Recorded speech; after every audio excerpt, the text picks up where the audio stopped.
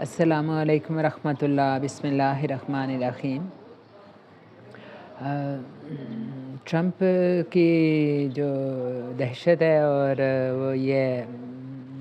کہنا چاہیے وحشت جاری ہے، اور اس نے اعلان کیا تھا کہ وہ کینیڈا اور میکسیکو پر ٹیرف لگا دے گا، اور چین پر بھی کہ بہت زیادہ اس کا ٹیکس بڑھا دے گا۔ تو کہا جا رہا ہے کہ اس اعلان کی وجہ سے جو چینی یوان ہے اور کینیڈین ڈالر ہے، اس کی قدر میں بہت زیادہ کمی آئی ہے، اور ڈالر جو ہے وہ بہت اونچائی پہ چلا گیا ہے، بہت اس کی قدر میں اضافہ ہو گیا ہے۔ اور ٹرمپ مسلسل ایک جو کیا کہتے ہیں سپرمین کی طرح سے اپنے اعلانات کیے جا رہے ہیں، اور کہا جا رہا ہے کہ انہوں نے پاناما کے متعلق جو ایک کہا تھا کہ ہم پاناما کو اپنا کنٹرول حاصل کریں گے، وہ اس کا ایک اثر یہ ہوا ہے کہ اس سے پہلے پاناما جو جھیل ہے یا نہر ہے، وہاں سے امریکی جہازوں کو گزرنے میں تھوڑی مشکل ہوتی تھی، تو اب ان کو بلا روک ٹوک اس کے جنگی جہازوں کو جانے کی اجازت مل گئی ہے۔ پھر یہ ہے کہ نیتن یاہو جو اسرائیلی وزیر اعظم ہیں، وہ بڑے پر اعتماد ہو گئے ہیں دوبارہ سے، جب سے ٹرمپ نے یہ اعلان کیا ہے کہ غزہ میں جو رہنے والے فلسطینی تھے ان کو یہاں بلایا نہیں جائے گا، بلکہ یہاں جو غزہ کی پٹی ہے اس کے ساتھ ساتھ بڑے بڑے ہوٹل اور ریسٹورنٹ بنائے جائیں گے، اور یہ جو بے گھر فلسطینی ہیں ان کو اردن اور مصر کو کہا گیا ہے کہ وہ وہاں پہ ان کو ایڈجسٹ کریں، اور مصر کے تو وزیر اعظم نے کسی حد تک ان کو ٹرمپ کو ایک یقین دہانی بھی کرا دی ہے اس حوالے سے۔ تو نیتن یاہو صاحب نے دوبارہ سے ملاقات کے لیے جا رہے ہیں ٹرمپ کے ساتھ، اور انہوں نے یہ یعنی توقع ظاہر کی ہے کہ ٹرمپ اگر اسی طرح سے دلچسپی لیتے رہیں گے اسرائیل کے مسائل میں، تو اس خطے میں اور مزید بہتر تبدیلیاں آتی رہیں گی۔ یعنی ٹرمپ جو ہے اس سے پہلے بھی پرو اسرائیلی تصور کیے جاتے تھے، ان کے کئی بیانات ہیں، تو جب سے وہ اپنے پاور میں آئے ہیں، انہوں نے اپنا آفس سنبھالا ہے، تو تب سے وہ اسرائیل کے لیے کچھ نہ کچھ بہتر بیانات، کچھ اچھے بیانات دیتے جا رہے ہیں، جس سے پتہ چل رہا ہے کہ وہ اسرائیل کی حمایت کرتے رہیں گے۔ تو اس لیے اسلامی دنیا کو یعنی کان ہو جانے چاہیے کہ جو اس سے پہلے جو عرب لوگ جو تھے نا، جن کے بارے میں علامہ اقبال نے کہا تھا کہ ان کی فہم و فراست پہ بھروسہ نہیں کرنا چاہیے، تو یہ سارے عرب کنٹریز جو تھے وہ اسرائیل کی بڑی حمایت کرتے رہے، اور ان کی وجہ سے انہوں نے اپنی بارڈرز بند کیے رکھے، اور بے گھر اور بے آسرا اور بھوکے ننگے جو مرنے دیا فلسطینیوں کو۔ تو اب بھی ان کو ہوش کے ناخن اگر لے لیں تو بڑی اچھی بات ہے کہ کچھ اپنا کم از کم اپنا آپ سنبھالیں، اور اپنے بہن بھائیوں کی یعنی کچھ خیر خبر رکھیں۔ تو اٹلی میں کہتے ہیں کہ ریلی بڑی نکالی گئی، جب کافی بڑی شہباز گل بھی گئے ہوئے تھے، اور وہاں پی ٹی آئی کی کافی بڑی تعداد ہے، تو وہاں ریلی جب نکالی تو ہماری جو آئی ایس آئی کے جو نوجوان تھے وہ وہاں ماشاءاللہ پہنچ گئے، اور انہوں نے وہاں کے لوگوں کو ڈرایا دھمکایا، اور وہاں کے لوگوں کو کہتے ہیں کہ زبردستی ان سے بیانات لیے، اور ان کی ویڈیو جاری کی کہ ہم پاکستان سے محبت کرتے ہیں اور ہمارا پی ٹی آئی سے کوئی تعلق نہیں، یعنی پاکستان سے محبت کرنا، اور دو آپشن یعنی ہیں کہ یا آپ یعنی پی ٹی آئی کا حمایتی ہونے کا مطلب یہ ہے کہ آپ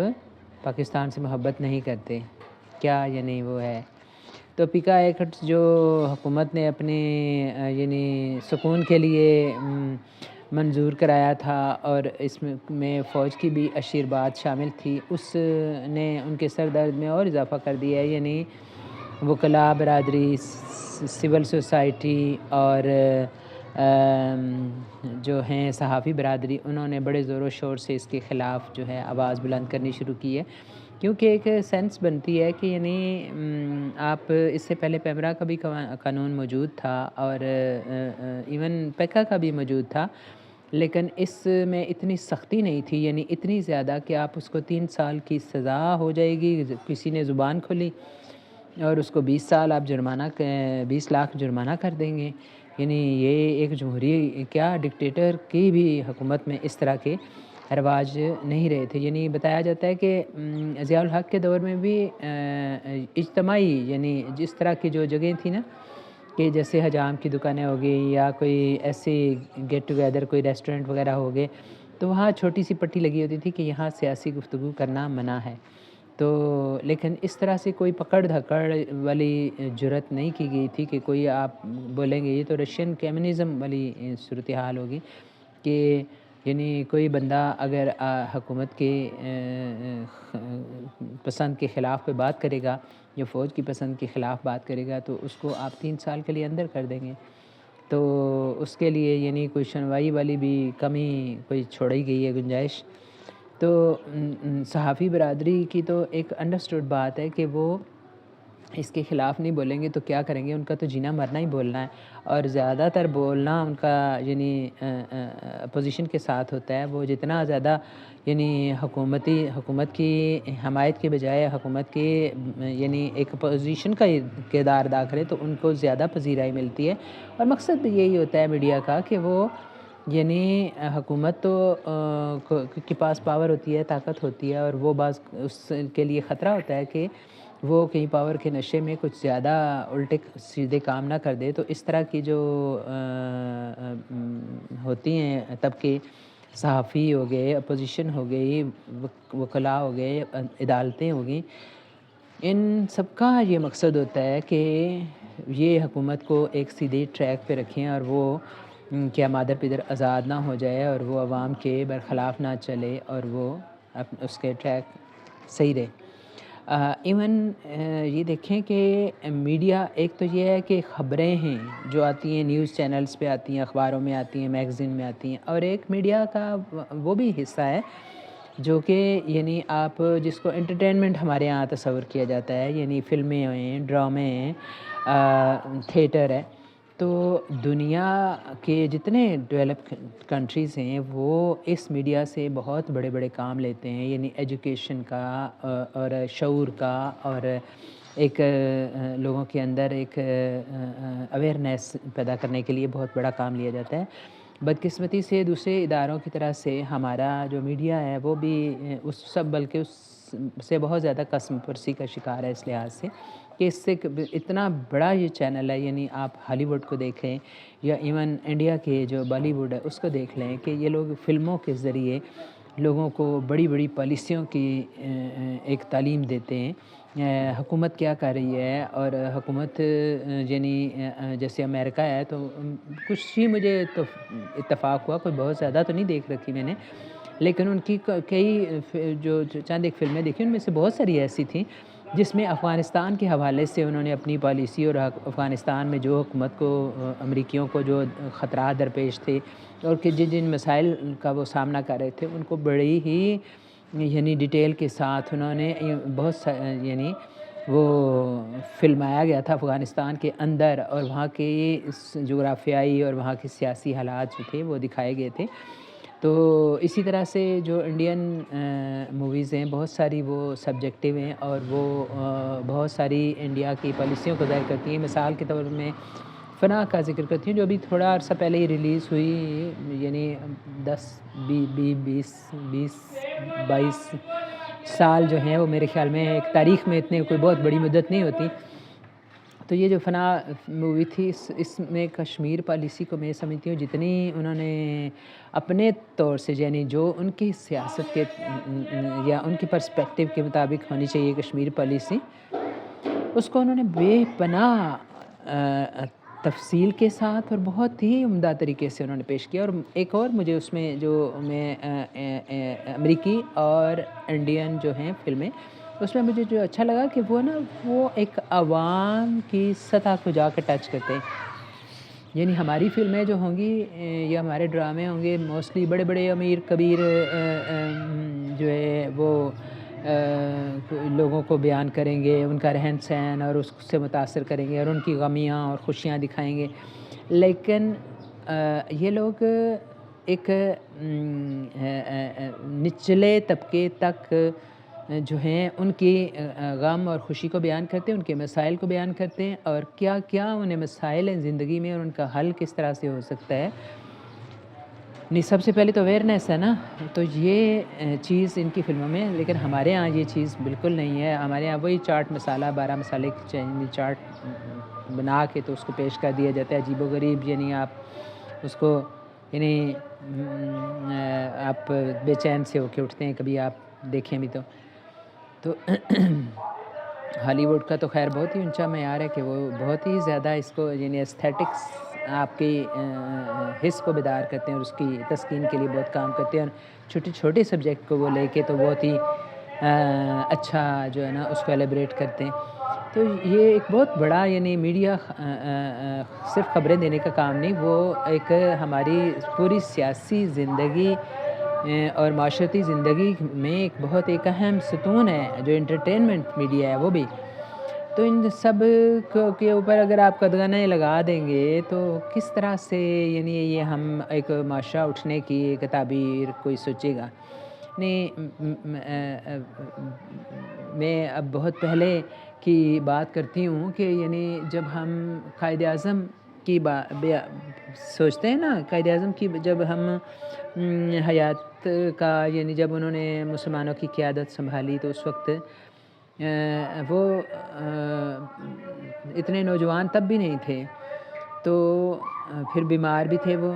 جب میں اپنے پاکستان بننے کے ایک تاریخ کے متعلق سوچتی ہوں تو سب سے پہلے جو یاد پڑتی ہے قائد اعظم کی کہ نو ڈاؤٹ ان کی شخصیت کرشمہ ساز تھی اور اس میں مقناطیسیت تھی جو کہ بقول علامہ اقبال برصغیر کے لوگوں کو ایک نقطے پہ جمع کر سکتی ہے، ان کو متحد کر سکتی ہے. لیکن اس کے ساتھ ساتھ یہ بھی ہے کہ انہوں نے جو بڑی ان کا کرشمہ تھا وہ یہ ہے کہ انہوں نے تمام یہ سمجھا کہ یہ پاکستان حاصل کرنے کے لیے یہ ضروری ہے کہ تمام جو طبقات ہیں برِ صغیر کے مسلمان جتنے بھی ہیں ان کی برِ صغیر کے طول و عرض میں انہوں نے سفر کیا. وہ عوام کے ہر طبقے سے ملے، چھوٹے چھوٹے دیہات تک انہوں نے دورے کیے بیماری کے باوجود، اور وہاں انہوں نے یعنی لوگوں کو سمجھایا کہ کس طرح سے مطالبہ پاکستان ان کے لیے ضروری ہے. اور انہوں نے ایک پیکج بنایا اور اس میں انہوں نے یعنی صرف اپنی ذات ہی کو محور و مقصود نہیں بنایا بلکہ انہوں نے سنگرز یعنی جو فنکار تھے، نصرت فتح علی خان کے جو بڑے ان کے خاندان کے تھے وہ قوال ان کے یعنی قافلے میں شامل ہوتے تھے قائد اعظم کے، اور کوئی شاعر ان کے قافلے کے ساتھ شامل ہوتے تھے اور جو لکھاری ان کے قافلے کے ساتھ شامل ہوتے تھے. اور انہوں نے یعنی صرف بنے بنائے جو پہلے کے لیڈر تھے صرف ان کو نہیں چنا یعنی اپنے ساتھ ملایا انہوں نے جاگیرداروں کو بھی. یہ ان کی مجبوری تھی کہ کیونکہ انہیں پتہ تھا کہ جاگیردار بڑے انفلوئنس رکھتے ہیں اپنے حلقے میں اپنے طبقے میں. لیکن اس کے ساتھ ساتھ انہوں نے جو عوامی لیڈر تھے جیسے کشمیر کے چودھری عباس تھے، عبداللہ تھے، ان کو بھی انہوں نے اپنے ساتھ ملایا تاکہ وہ لوگ جو ہیں مطالبہ پاکستان کی اہمیت کو عوام میں اجاگر کریں. اور اس مقصد کے لیے آپ کے بڑے گہرے تعلقات تھے ان لیڈروں کے ساتھ. بلوچستان، KPK، علی گڑھ، وہاں آپ قائد اعظم کے ذاتی مراسم تھے. پھر انہوں نے اپنے جو قریب ترین یعنی رہنما تھے ان کو بھیجا، اس سے آگے بھی علامہ اقبال کو افغانستان بھیجا، اندلس گئے اور وہ سعودی عرب میں گئے. پاکستان کا بھی ایک مطالبہ پاکستان کی حمایت حاصل کرنا بھی مقصد تھا، اور دوسرا امت مسلمہ کے ساتھ اپنا تعلق گہرا کرنے کے لیے بھی، اور قائد اعظم کا یہ ارشاد تھا کہ افغانستان ہمارا ازلی دوست ہے، اور خود علامہ اقبال تو ہمیشہ ہی افغانستان کے ساتھ ایک قلبی رشتہ رکھتے تھے، اور ان کو ایشیا کا دل کہتے تھے افغانستان کو، اور یہ کہتے تھے کہ اگر افغانستان میں فساد ہوگا تو پورے ایشیا میں فساد ہوگا۔ تو پھر یہ ہے کہ آپ یہ اس کے بعد جو پاکستان 50-51 تک کہتے ہیں کہ رہا ہے بہت زیادہ ایک یعنی بڑا لوگوں میں جوش و خروش تھا۔ پارٹیشن کا جو پہلا سال تھے، یہ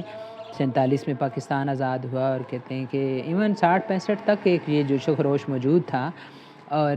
لیکن خاص طور پر 51 میں کہتے ہیں 1951 میں تک جو ہے وہ ہمارے ادارے بڑے مضبوط تھے، اور پاکستان بڑی عمودی انداز سے یعنی بڑی تیزی سے نہایت تیزی سے ترقی کر رہا تھا بہت سارے مسائل کے باوجود۔ لیکن 1951 میں جو جنرل گریسی تھے انہوں نے اور ان کے جو رفقا تھے انہوں نے لیاقت علی خان کو بھیجا امریکہ، اور وہاں وہ بہت